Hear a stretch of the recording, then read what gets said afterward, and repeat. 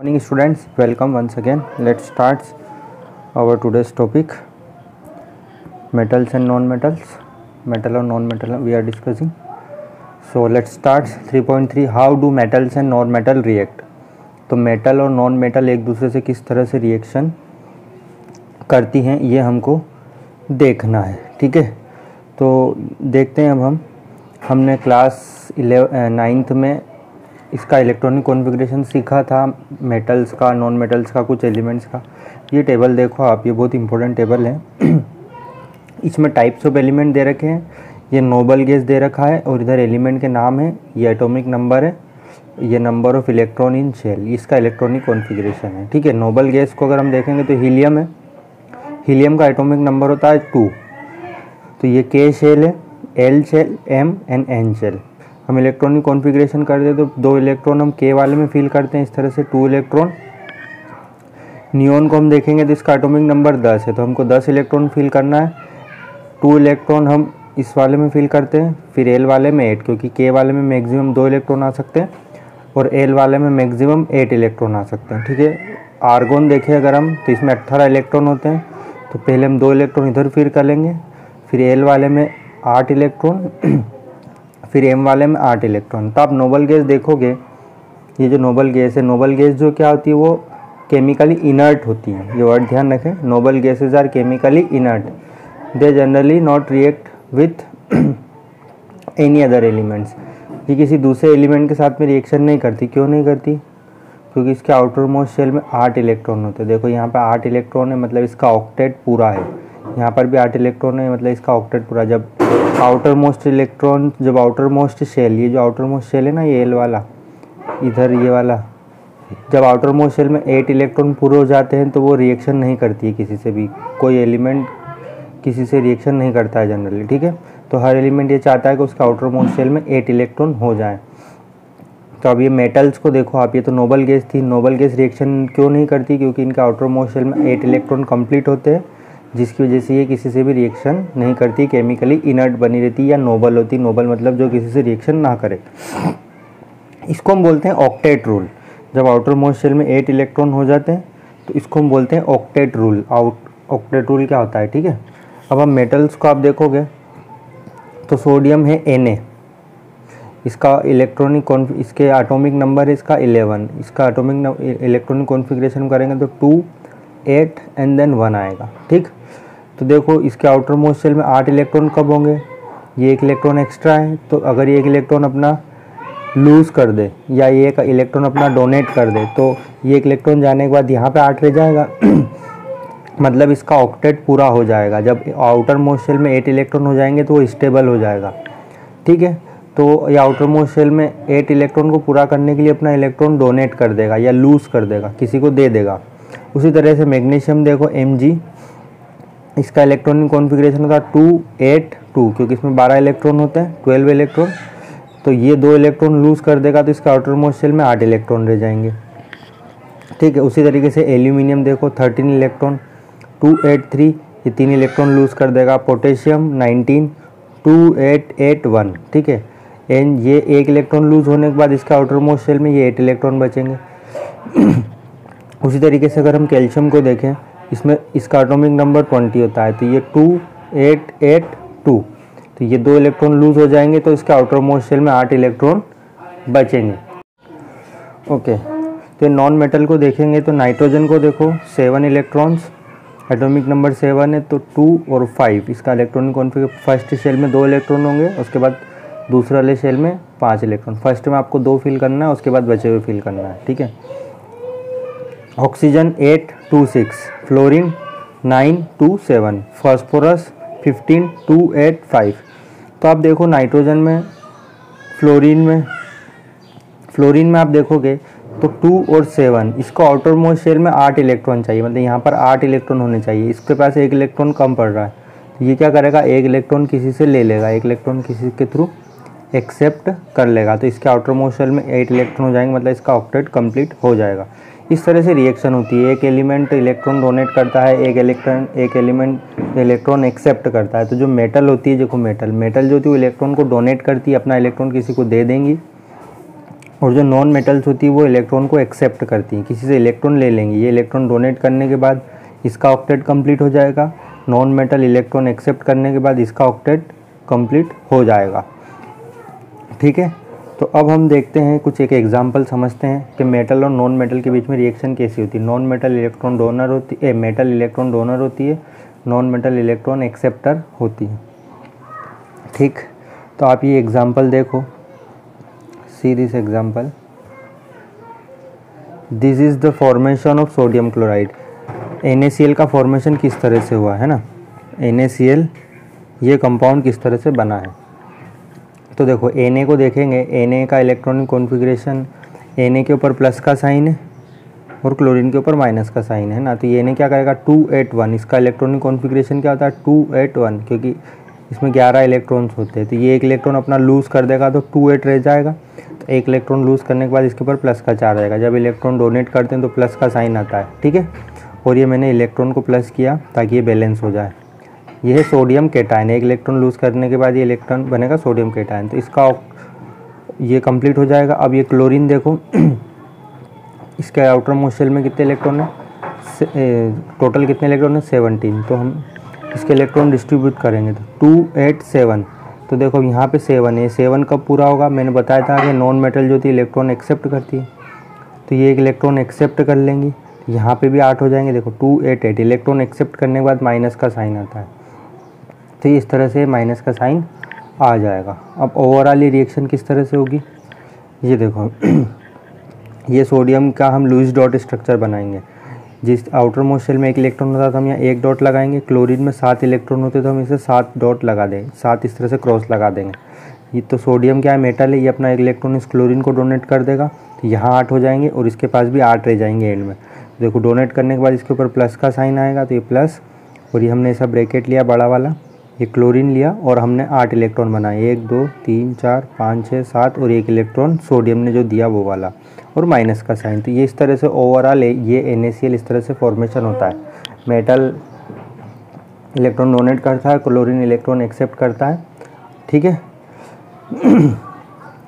तो ये जो बना है ये है पॉजिटिव चार्ज, ये है नेगेटिव चार्ज। तो सोडियम एंड क्लोराइड आयन जो है ये positively charge attract each other and are held by electrostatic force of attraction. ये जो सोडियम और ये जो क्लोरीन है इनके बीच में इलेक्ट्रोस्टैटिक फोर्स ऑफ अट्रैक्शन काम करता है। कौन सा फोर्स काम करता है, इलेक्ट्रोस्टैटिक फोर्स ऑफ अट्रैक्शन, एक तरह का फोर्स है जो एक दूसरे को अट्रैक्ट करता है।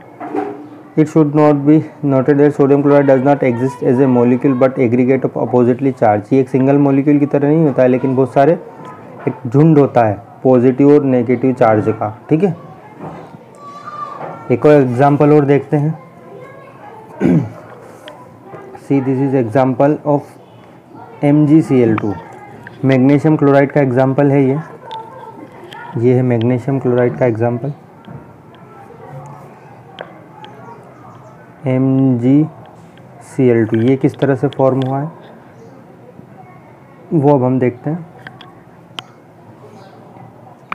MgCl2 देखो मैग्नीशियम, यहाँ पे मैग्नीशियम है, यहाँ पे क्लोरीन है। मैग्नीशियम एक मेटल है, इसका इलेक्ट्रॉनिक कॉन्फ़िगरेशन हम देखेंगे तो 282।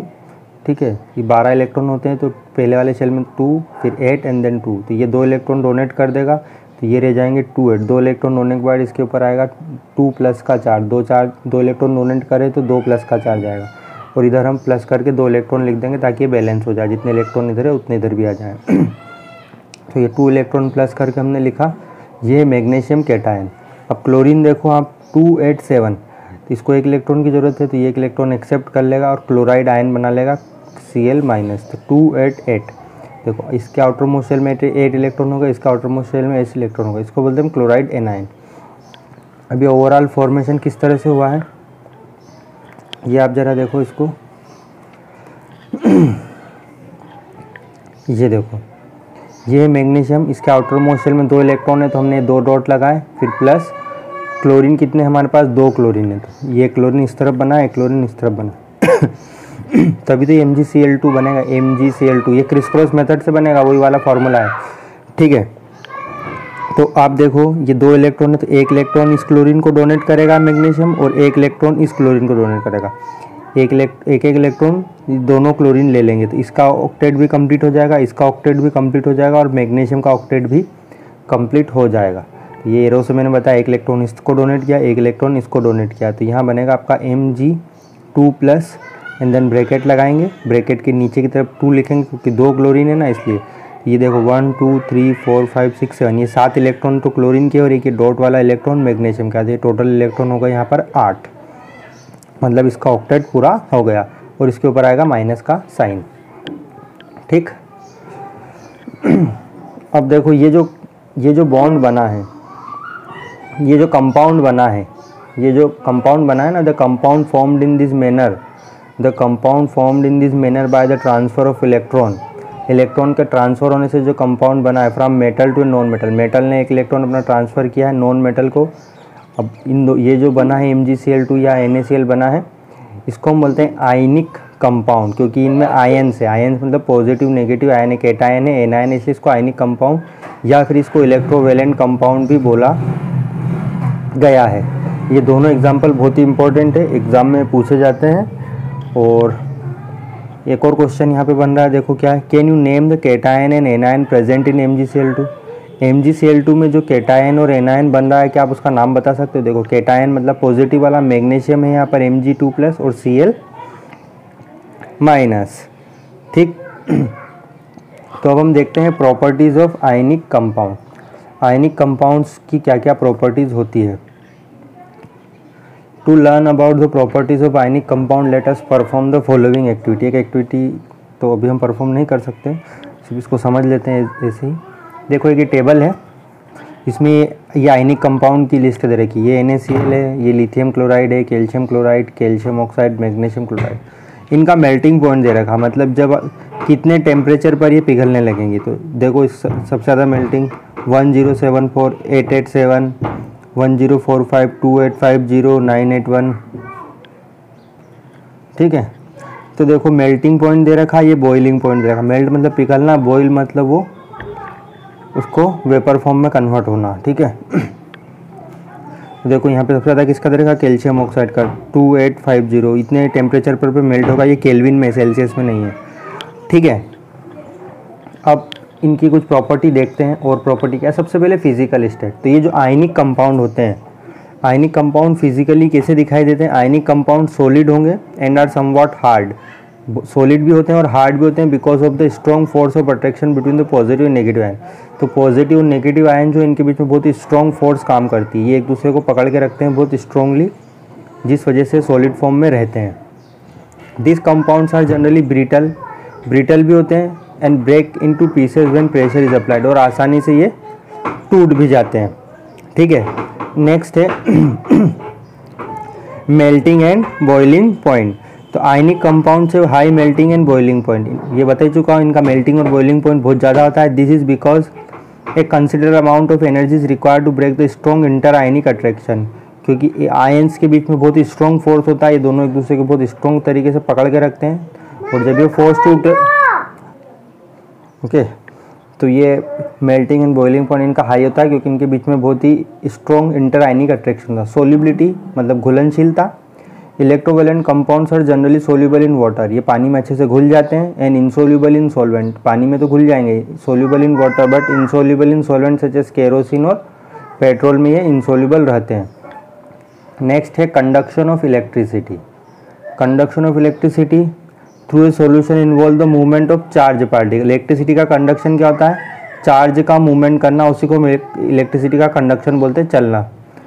देखो, ए solution of ionic compound in water contain ion, अगर आप नमक को पानी में घोल दोगे तो उसमें आयन्स प्रेजेंट होंगे, उसमें कैटायन भी होगा और एनायन भी होगा। Which moves to the opposite electrode, तो जो अपोजिट इलेक्ट्रोड की तरफ जाएंगे, मतलब जो बिजली के दो तार आप उसमें छोड़ोगे तो एक पॉजिटिव होगा एक नेगेटिव होगा, तो कैटायन और एनायन अपने अपोजिट चार्ज की तरफ जाएंगे, पॉजिटिव वाला नेगेटिव की तरफ जाएगा, नेगेटिव वाला पॉजिटिव की तरफ जाएगा जब आप उसमें इलेक्ट्रिसिटी पास करोगे। Ionic compound in the solid state do not conduct electricity, लेकिन अगर आपने उसको पानी में नहीं डाला और इलेक्ट्रिसिटी फ्लो करने की कोशिश करोगे तो इलेक्ट्रिसिटी फ्लो नहीं होगी, because movement of ion in the solid is not possible, क्योंकि सॉलिड स्टेट में आयन एक जगह से दूसरे का मूवमेंट नहीं कर सकते क्योंकि इनका स्ट्रक्चर कैसा होता है, रिजिड स्ट्रक्चर होता है। But ionic compound conduct electricity in molten state, लेकिन अगर वो पिघले हुए हैं तब वो इलेक्ट्रिसिटी को कंडक्ट कर सकते हैं। सॉलिड स्टेट में इलेक्ट्रिसिटी कंडक्ट नहीं कर सकते, लेकिन मोल्टन स्टेट में इलेक्ट्रिसिटी कंडक्ट कर सकते हैं। This is possible in the molten states in the electrostatic force of attraction between the opposite charge are overcome, क्योंकि इनके बीच में जो इलेक्ट्रोस्टैटिक फोर्स ऑफ अट्रैक्शन होता है अपोजिट चार्ज के बीच में, पॉजिटिव नेगेटिव, ये खत्म हो जाती है गर्मी से। दस the ion move freely, ion freely move कर सकते हैं, इलेक्ट्रिसिटी को कंडक्ट कर सकते हैं। तो यहाँ पर लेट्स सी कुछ क्वेश्चन दे रखे हैं। Right the electron dot structure for sodium, oxygen and magnesium. देखो इनके इलेक्ट्रॉन डॉट स्ट्रक्चर देखो, सोडियम इसमें आप लिखोगे Na और एक डॉट लगाओगे क्योंकि इसके आउटर मोस्ट शेल में एक इलेक्ट्रॉन होता है। ऑक्सीजन इसमें 6 इलेक्ट्रॉन होते हैं तो 6 डॉट लगेंगे। मैग्नीशियम में 2 हैं, Mg, तो ये 2 डॉट लगेंगे। इस तरह से आपको इनको बनाना है। Show the formation of Na2O and MgO। Na2O और MgO का फॉर्मेशन कैसे हुआ? By the transfer of electron, electron transfer करके आपको बताना है। ये इस तरह से जो मैंने ये बताया था ना, MgCl2 का एग्जाम्पल दिया था, इस तरह से इस क्वेश्चन को एक्सप्लेन करना है। नेक्स्ट है why do ionic compounds have high melting point. Ionic compounds का मेल्टिंग पॉइंट हाई क्यों होता है ये आपको बताना है, ठीक है। तो ये क्वेश्चन करने की कोशिश करें। Next topic will be discussed in next session. Okay, so इतना ही अभी आज के लिए। So whatever we learn please practice it, revise it, read it and note down in your copy. Okay, so सभी का शुक्रिया। Bye bye, thank you very much.